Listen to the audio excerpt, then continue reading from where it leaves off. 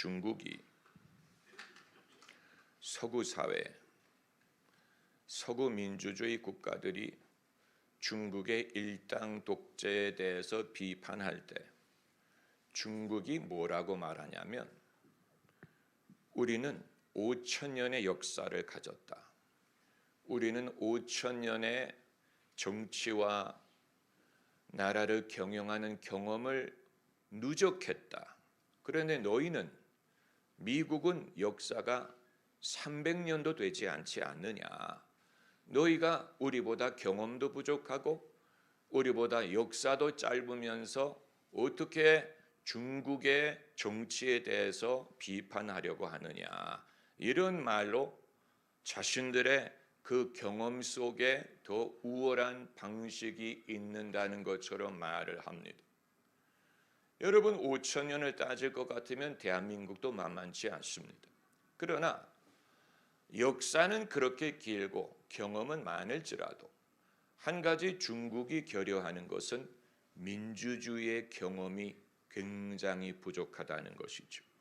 반대로 서구 사회는 민주주의를 수백 년 동안 연구하고 개발시키고 실험하고 실천하고 그 장단점을 경험해보고 그러면서 민주적인 사회를 경험해본 그 노하우가 있기 때문에 비록 중국이 역사가 우리가 길다, 문명이 우리가 길다, 경험이 우리가 많다라고 주장을 하더라도 그러나 정작 민주, 자유, 민주 경험을 해본 것이 짧기 때문에 그 부분에 있어서는 그들이 그런 식으로 자기들이 옳다라고 주장할 수 없습니다.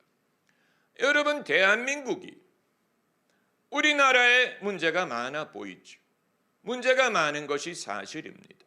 그러나 대한민국처럼 근대에 와서 경제적으로 발전을 이루고 민주화를 이룬 나라가 세상에 거의 없다는 사실을 아십니까? 20세기에 들어서 경제 발전을 이루고 동시에 민주주의를 정착시킨 나라가 대한민국 이외에는 눈을 씻고도 보기가 어렵습니다. 우리가 여러 가지 시련이 많고 진통이 많은 게 사실이에요. 좌측에서 보든 우측에서 보든 간에 우리나라가 여러 가지 진통이 많은 것이 사실입니다. 그러나 우리의 경험을 생각을 해보면 이걸 해본 지 얼마 되지 않습니다. 해본 지 얼마 안 돼. 남편들, 아내들, 남편 해본 지 별로 안 되잖아요. 애비가 돼본 지 별로 안 되죠. 아내가 된 지 그렇게 오래되지 않지요. 경험이 그렇게 많지 않아요. 그렇기 때문에 왜 당신은 못하느냐, 부족하냐를 따지기보다는 나아지겠지, 배우겠지, 나도 배우고 당신도 배우고 나도 나아지고 당신도 나아지기를 바라는 것처럼 대한민국 사회도 마찬가지인 것입니다. 여러분 우리가 스스로를 없이 여기면 안 돼요. 사람이 제일 하기 쉬운 것은 자기를 무시하는 거예요. 자기를 없이 여기는 것인데 여러분 대한민국처럼 스스로를 없이 여기는 사람도 드물어요. 그러나 우리 민족은 우수한 민족이에요. 하나님이 우리에게 많은 은혜를 주셨고 지금도 주고 계십니다.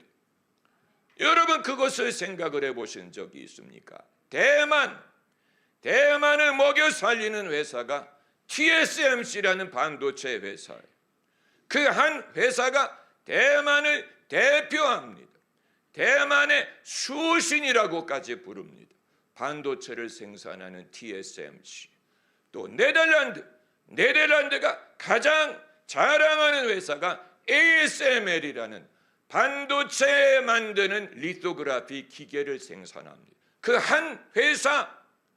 그러나 여러분 대한민국을 먹여 살리는 회사가 하나만 있는 게 아니에요. 한 종목만 있는 게 아니에요. 반도체가 발전했지만 반도체만 있는 게 아니고 전자제품, 자동차, 조선, 화학, 철강, 거기에다가 K-팝, K문화, K방산, 우리를 먹여 살리는 회사 많아요. 여러분, 이것은 세계 어디를 가든 찾기 어려운 것입니다. 여러분은 선진국이 부러우세요? 미국, 영국, 독일, 프랑스, 선진국이 부럽습니까? 선진국이 영원히 선진국이 아니에요. 독일 전차, 그러나 독일은 지금 몰락하는 중이에요. 독일을 대표하던 자동차 산업이 몰락하고 있어요. 복스바겐이 공장을 닫고 직원을 해고하고 경쟁력을 잃고 흔들리면서 독일 경제가 흔들리고 있습니다. 프랑스, 콧대 높은 프랑스 사람들, 프랑스는 정치가 흔들리고 경제가 흔들리고, 영국, 신사의 나라 영국은 벌써 쇠하기 시작한 지 오래됩니다. 브렉시트를 하기 시작한 다음부터 영국은 살기 어려운 나라가 되었습니다. 대한민국이 두렵습니까? 힘들어 보입니까? 그럼 여러분, 우크라이나에 가서 살기를 원하세요? 우크라이나는 몇 년째 전쟁 중이에요. 폴란드는 그 다음에 러시아가 쳐들어올까 두려워 떨어요. 시리아는 나라가 망했어요. 여러분, 세상이 돌아가는 것을 우리가 보면 우리에게 문제가 많은 것 같지만 남에 비하면 약과에 성경 말씀 그대로 세상에 있는 너희 형제들이 동일한 고난을 당하는 줄을 알미니라. 그리고 무엇보다도 대한민국에는 주 예수를 믿고 기도하는 성도들이 많아요. 세계 어느 나라가 20세기에 들어서 기독교를 받아들인 후에 세계에서 두 번째로 선교자를 많이 보내는 나라가 됐습니까? 대한민국이. 유례가 없는 일이죠. 하나님이 우리에게 은혜 베풀어 주실 것을 우리가 믿습니다. 선교사 수가 많기 때문에 그러라는 말이 아니고 우리의 믿는 사람들. 제가 캐나다에 살 때나 미국에서 학교 다닐 때는 정말 믿는 사람 마주치는 것이 쉽지 않았어요. 믿는 사람을 마주치면 반가웠어요. 그런데 미국의 교포 사회를 들어가면 이씨, 박씨, 김씨 다 교회를 다니더라고요. 다 교회를 다녀. 안 다니는 사람을 찾기가 어려워. 저는 교포 사회만 그런 줄 알았어요. 그런데 보니까 대한민국도 그렇더라고요. 대한민국 주변에 여러분, 제가 한 달에 한 번씩 가서 구두 닦는 아저씨가 계신다. 벌써 몇 년째지요. 그래서 이제 대화를 하면서 그분이 처음에는 들어가자마자 요즘 정치 이래도 되는 거예요. 뭐 아무개 이래도 되는 거예요. 뭐 정치에 대한 얘기를 그렇게 꺼내더라고. 그래서 제가 한 번은 점잖게 정치 때문에 뭐 해를 입으신 게 있으십니까? 그랬더니 그런 거 없대. 그러면 왜 그렇게 열을 내시냐? 왜 그렇게 저만 보면 뭐 대통령이 이래서 되는 거예요? 뭐 이러니까 그분이 더 이상 그 얘기를 안 하고 그 다음부터는 그 동네 벤치에 앉아 있는 터줏대감들 욕을 하기 시작하더라고요. 저 아저씨들 매일 나와서 저기서 근무한다고, 매일 저기 나와 앉아 있다고, 그리고 옆에서 옥수수 삶아서 파는 아저씨를 욕하더라고요. 저 옥수수 벌써 며칠째 저렇게 있어 다 쉬었을 거라고.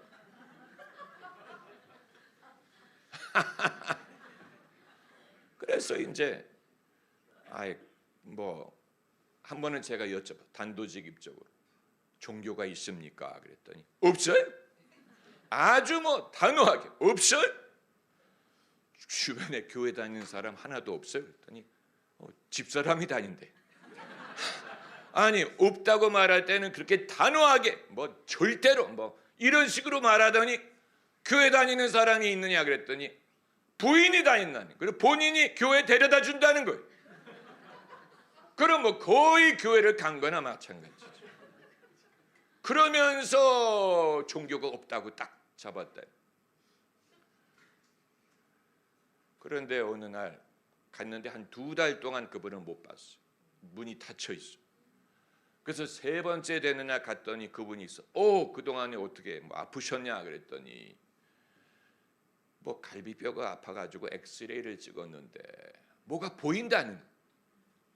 이쪽에 뭐가 보인다는 거야. 거기에 간도 있고 뭐 모도 있고 중요한 게 다 있는데 거기 뭔가 보여서 CT를 찍어서 다음 주 월요일 날 가서 그 결과를 들어야 된다는 거예요. 그분이 얼굴이 사색이 됐어. 옛날처럼 뭐 정치인에서 물어보고 그런 게 다 들어가고 당신의 형님이 어떤 병으로 돌아가셨는데 자기도 그러지 않을까 하는 그 두려움. 그래서 제가 이럴 때가 아니면 내가 언제 아저씨를 위해 기도해 드리겠습니까? 내가 기도해 드려도 되겠습니까? 기도해 달래. 그래서 간절히 기도하는데 성령이 말씀하시기를 마음에 근심하지 말라. 하나님을 믿으니 또 나를 믿어라. 네가 어찌하여 두려워하느냐? 너에게 믿음이 없느냐? 간절히 기도하고 그리고 이제 다음 달까지 기다릴 수 없잖아. 그래서 그 다음 주에 제가 다시 차를 몰고 가서 물어봤어. 어떻게 됐냐고. 그랬더니 뭡니까? 이 돌이 하나 있는 거. 담석이 하나 있는데 담석을 하나 발견했는데 수술을 하든가 아니면 저절로 빠질 때까지 기다리면 된대. 얼굴이 완전히 밝아졌어. 그러면서 저한테 고맙다고 얘기를 한. 여러분 주변에 대한민국 사회는 주변에 교회 다니는 사람이 한 사람만 건너뛰면 있고 믿음이 없고 신앙이 없다고 하는 사람들 중에도 의외로 과거에 주일학교를 다녀봤다든가 배우자가 교회를 다닌다든가 며느리가 교회를 다닌다든가 사돈이 다닌다든가 심지어 자기의 고모님이 전도사님 이런 식으로 주변에 예수 믿는 사람이 없는 사람이 없습니다. 여러분 이건 유례가 없는 일이에요. 유례가 없는 일이에요. 하나님이 하시는 일을 우리가 없인 여길 수 없습니다. 할렐루야. 이 부분이 우리로 하여금 잘 될 것이다 라는 믿음을 가능하게 합니다. 잘 될 거야. 염려하지 마라. 염려하지 마. 사람은 뉴스로 사는 게 아니고 믿음으로 살고 하나님의 입으로 나오는 말씀으로 삽니다. 우리가 뉴스만 들으면 하루 종일 24시간 뉴스 채널 하루 종일 뉴스만 들으면 쓴물이 들어오기 시작하는데 이쪽에서 쓴물이 흘러오고 저쪽에서 쓴물이 흘러들어오고 나중에는 나에게 믿음은 온데간데 없고 모든 것이 어두워 보이고 괴로워 보일 것입니다. 믿음의 사람은 뉴스로 사는 게 아니고 왜냐하면 뉴스를 리포트하는 사람이 중심을 보는 능력이 없습니다. 하나님이 예비하신 모든 것은 눈으로도 보지 못하고 귀로도 듣지 못하고 마음으로도 깨닫지 못하였으나 오직 하나님이 성령으로 이것을 보이셨기 때문에 뉴스 리포터들이 눈으로 귀로 마음으로 하나님이 하시는 일을 볼 수 없습니다. 유일한 굿 뉴스, 유일한 좋은 소식은 예수님으로 말미암습니다. 예수님으로 말미암는 좋은 소식을 듣지 못한다면 그 이외 뉴스는 전부 다 나쁜 뉴스뿐이에요. 이 세상의 뉴스 다 나쁜 뉴스뿐이 유일하게 좋은 뉴스는 굿 뉴스 하나님의 복음뿐입니다. 할렐루야. 이것을 믿고 말할 수 있는 사람은 기독교인밖에 없습니다. 만일 우리가 침묵하면 세상 사람은 어디에서든 좋은 소식을 들을 수가 없습니다. 믿음은 어디에서 옵니까? 들음에서 난다고 했는데 누군가 말을 해야 들을 수 있을 것이 아닙니까? 우리가 침묵하면 누가 어디에서 좋은 소식을 들을 수 있겠습니까? 굿 뉴스, 내가 모든 사람에게 미치는 큰 기쁨의 좋은 소식을 너희에게 전하노라. 할렐루야. 여러분, 이전 교회의 이름이 기쁜 소식 아니었습니까? 이게 감동으로 제가 받은 이름이었어요. 신학생 때 선배님들이 교회 개척할 때 몇 가지 요구사항을 말씀하셨어요. 교회 개척하려면 이런 조건이 있어야 된다. 그 중에 하나가 교회 이름을 하나님에게 받아야 된다는 거예요. 그래서 그때 저는 교회 개척도 힘든데 교회 이름까지 하나님에게 응답으로 받아야 된다고 엄청나게 부담이 됐는데, 제가 1999년입니까? 교회 개척을 준비하면서 이름을 받아야 되는데, 이름을 받아야 된다고 했는데 어떻게 받을까? 그런데 어느 날 LA에 있는 어떤 목사님의 설교를 인터넷으로 듣는 중에 갑자기 깨달음이 왔어요. 하나님의 말씀은 좋은 소식이다. 좋은 소식이다. 그 설교의 내용을 떠나서 그냥 설교를 들을 수 있는 것만 해도 이게 좋은 소식이다 하면서 그 순간에 이게 교회 이름이 되겠구나. 좋은 소식, 큰 기쁨의 좋은 소식을 너희에게 전하노라. 거기에서 교회 이름을 응답으로 받은 것입니다. 푸른 잔디라는 이름도 마찬가지. 푸른 잔디도 제가 적당하기 때문에 지은 게 아니고, 오피스텔에서 예배 드릴 때 예수님이 오병이어로 5,000명 먹이실 때 푸른 잔디에 앉히셨다라는 성경 구절에서 갑자기 제가 설교하다 말고 이거 좋은 교회 이름이네요. 아마 기억하는 분 계실 거예요. 이거 좋은 교회 이름이네. 그게 우리 교회 이름이 됐습니다. 할렐루야. 그럼 왜 그린 그레스라고 써붙였습니까? 저는 한글로 써붙이기를 원했는데 비주얼이 영어가 낫다고 해서 저는 한글이 이렇게 천대받는 거 몰랐어요. 교회 이름이 푸른 잔디니까 한글로 간판을 붙여야 될 것 같은데 비주얼을 따지면 그린 그레스가 보니까 정말 낫더라고. 그리고 그 다음부터 제가 유심히 보니까 길거리의 간판들이 대부분이 영어로 되어 있더라고. 여러분, 하나님이 이스라엘 백성을 애굽에서 건지실 때 하나님이 두 가지만 약속하셨어요. 첫째는 내가 너희를 애굽에서 건진다. 둘째는 가나안 땅에 들어간다. 하나님이 이 두 가지만 말씀하시고 얼마나 시간 걸릴지 말씀하지 않았어요. 그런데 가봤더니 40년이라는 세월이 걸리더라. 모세도 그렇게 길 줄 몰랐죠. 너무 길어서 모세가 가나안에 들어가기 전에 죽어버렸어요. 그렇게 시간이 걸 줄 몰랐죠. 또 하나님은 어느 길로 갈 것인가 미리 정하지 않았어요. 그래서 가까운 길을 놔두고 먼 길로 돌아갔어요. 그들이 길을 헤매는 것 같았죠. 그러나 헤매는 게 아니고 하나님이 길은 있으되 그걸 말씀하진 않은 것입니다. 그리고 하나님이 도중에 어떤 일이 있을 것인지 말씀하지 않았어요.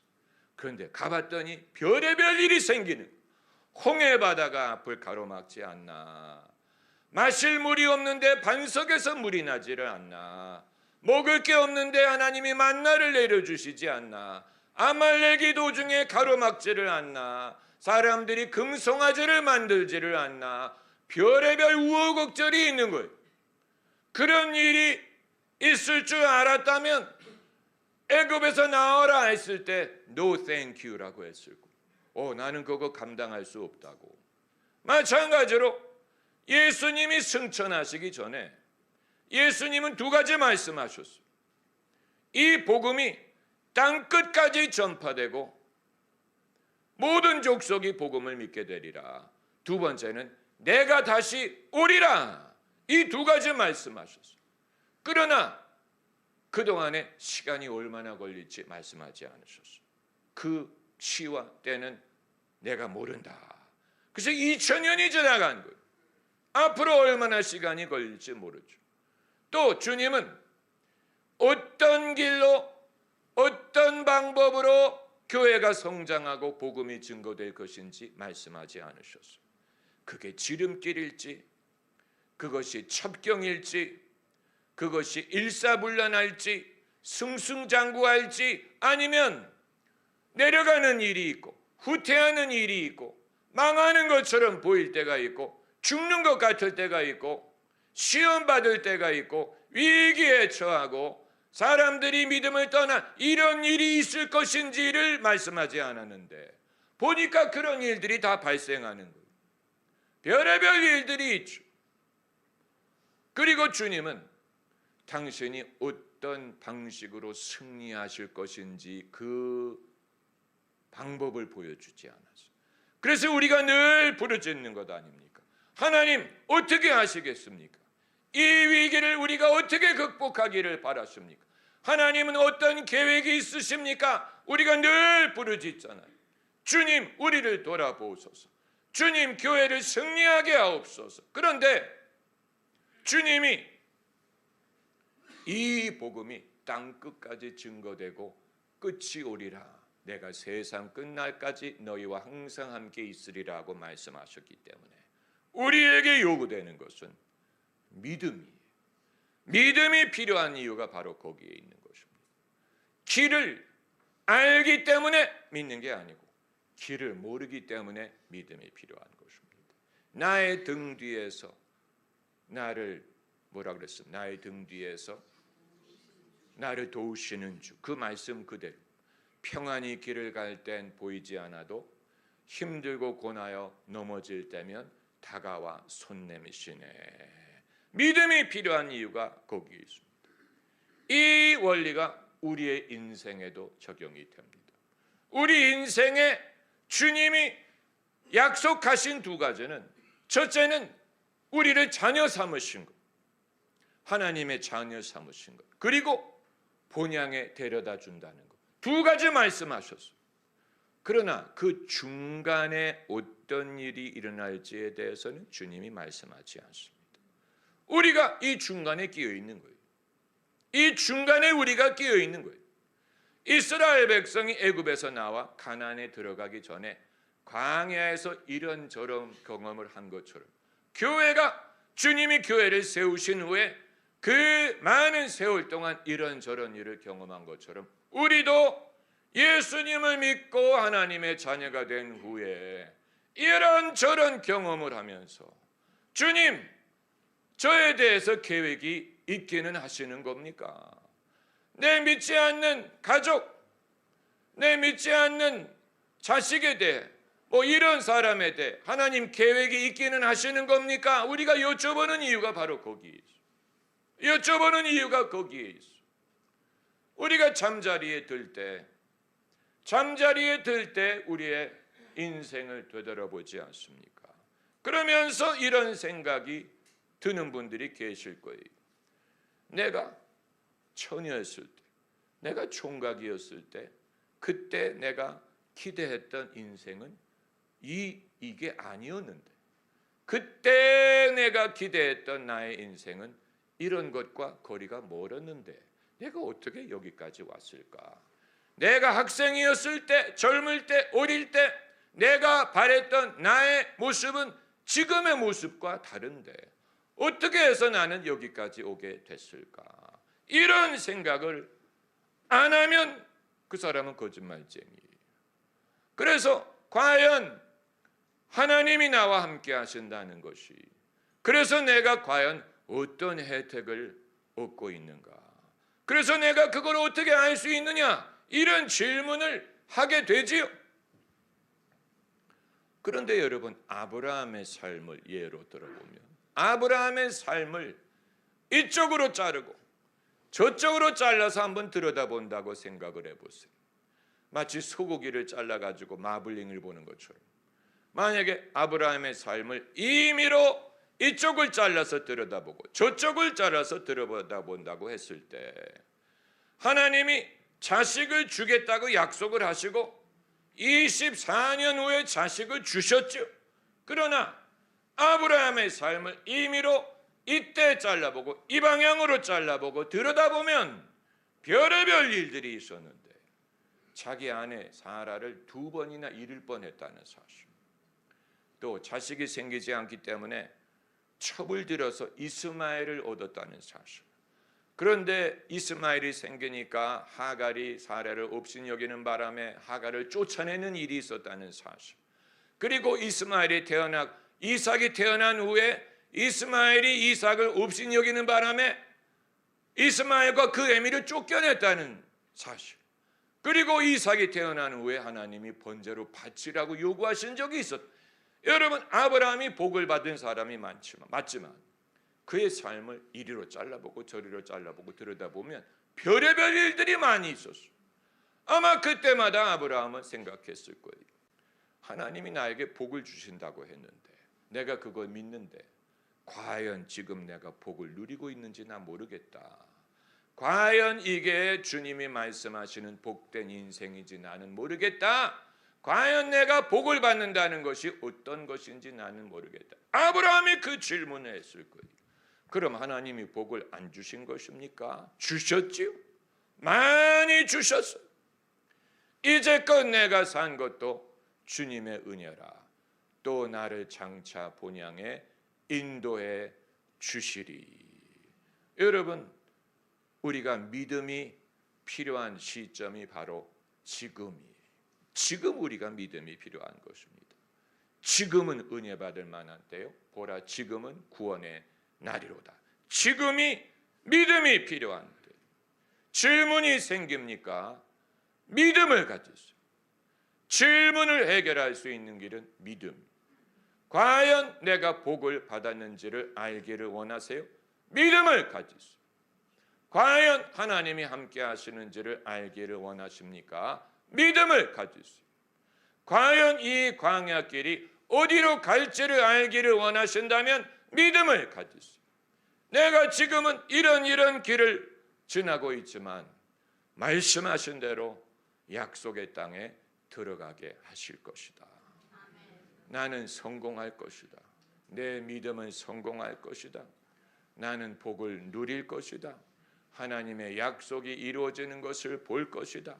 그래서 홍해 앞에서 하나님이 모세에게 하신 말씀, 오늘 본문에 있는 말씀이 그것이 아닙니까? 하나님이 아주 멋진 말씀을 하셨어요. 너희는 두려워 말고 가만히 서서, 한번 따라해보세요. 가만히 서서. 때로는 우리가 가만히 있어야 돼. 가만히 있는 게 믿음이에요. 가만히 서서 여호와께서 오늘날 너희를 위하여 행하시는 구원을 보라.